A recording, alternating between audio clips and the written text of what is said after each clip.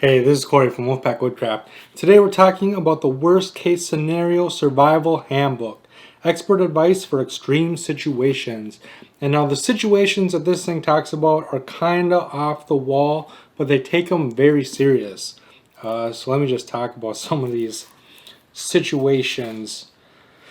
So they talk about how to fend off a shark, how to escape from a bear, how to escape from a mountain lion, how to wrestle free from an alligator, how to deal with a charging bull, how to win a sword fight, how to take a punch, how to fend off a pirate attack, how to identify a bomb, how to survive a protest, how to tell if someone is lying to you, how to tell if a clown is murderous, jumping off a bridge into a river, how to maneuver on top of a moving train and get inside, how to jump from a moving car, how to jump from one car into another, how to survive a flaming cell phone, how to survive a drone attack, how to survive if your smart home outsmarts you, how to survive a grid collapse, how to defeat a cyberbully.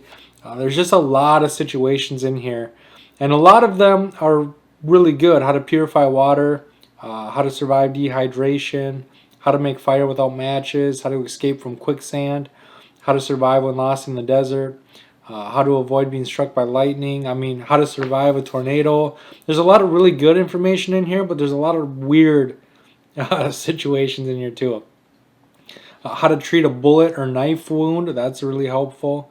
And so it's a weird book. It's a lot of the situations are really helpful. Some of the situations I don't think are helpful at all, like how to survive a flaming phone, how to survive dropping a cell phone in a toilet. I don't see the I just don't see the importance of some of these situations. But let's go through it. Time spent. Was it worth the time spent reading? To be completely honest with you, I did not read this cover to cover. I left it on the end table or my desk, and I would pick it up and I would just read one of the little things. Each chapter is a situation, and each situation has like 2 to 4 pages on how to deal with that situation. And so I read most of these. I read a lot of them, but there are some of them where honestly I would read the situation. So like, how to identify fake news? And I would just ask Caroline, I'd be like, how would you identify fake news? And we just talked about it. Like, I didn't read what it said. I just talked about it with Caroline or whoever was with me. And so, yeah, there's good information in here, but like how to tell if a clown is murderous, I skipped that one. I didn't feel I needed that information, but some of you might. Easy to read, easy to pick up and get into, very much so. There's a lot of good pictures. So like the things that are, like how to put a splint on a leg. So the pictures do depict what it is you're reading, and it does give you a good understanding of what you're reading and how to accomplish what they're telling you to accomplish.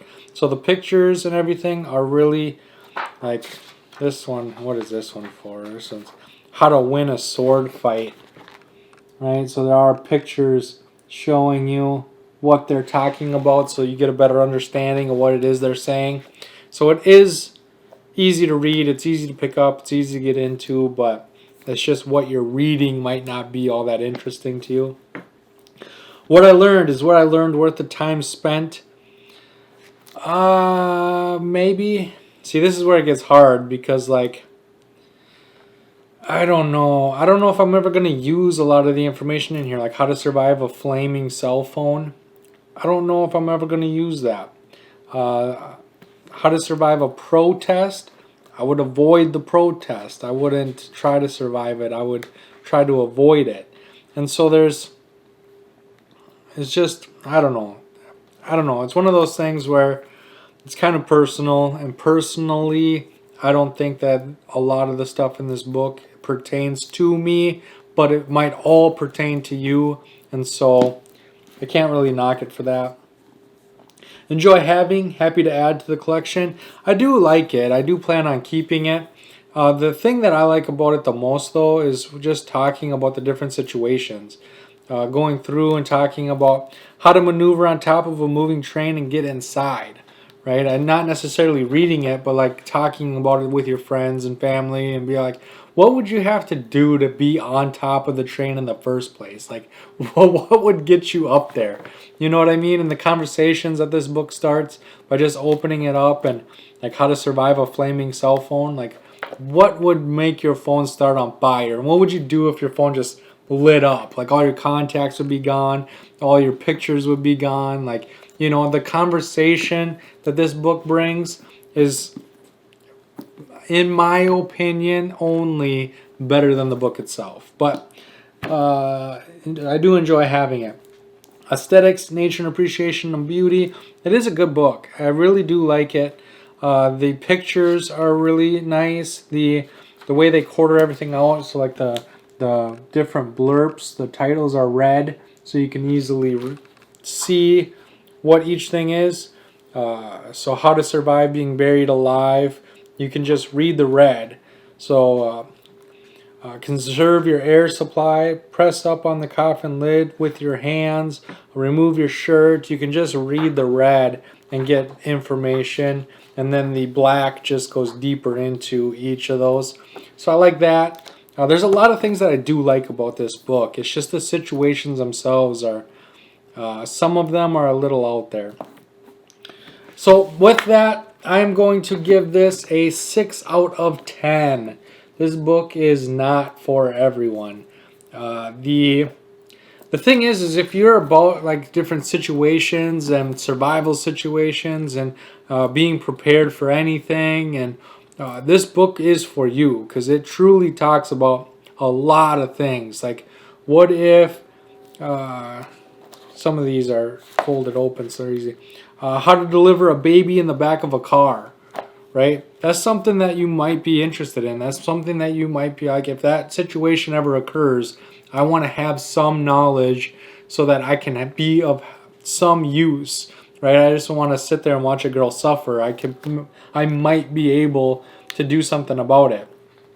And so I can see a lot of people enjoying this book, enjoying going through the different situations and learning something about them, and then diving deeper into each situation on how other people have handled it, or how people have done things differently in each situation.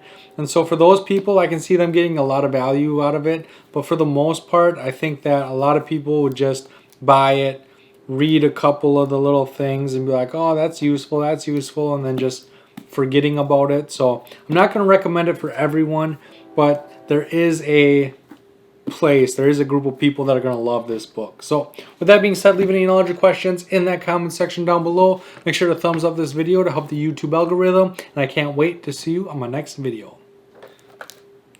How to survive if your smart home outsmarts you.